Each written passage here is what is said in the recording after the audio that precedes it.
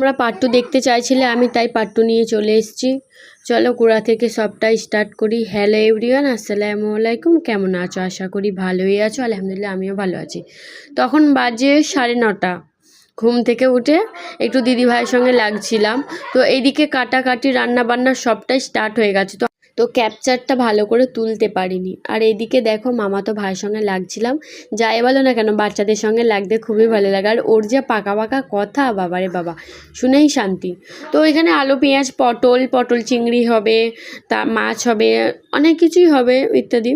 তো যাই হোক, থেকে বড় কথা তুলতে পেরেছি, এটাই বড় কথা। কারণ মামার বাড়ি কিছু একটু মজা না করলে হয়।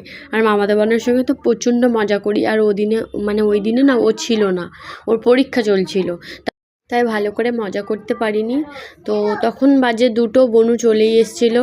আর ওরা গান চালিয়ে না নাচানাচি করছিল। আমি ওদের সঙ্গে একটু মজা করছিলাম। আর আমি আসলে বা ওরা থাকলে মানে সেই লেভেলের মজা হয়। কিছু হোক আর নাই হোক, মজাটা থাকবেই। তো গানটা চলছিল, খুব এনজয় করেছি। আর তোমরা ভাবছিলে না, অনেকে আমাকে ইনবক্স করেছো যে দিদি তোমার বিয়েটা কবে। ফাইনালি বলছি, ওটা আমার বিয়ে ছিল না, ওটা আমার মামির সাথ ছিল।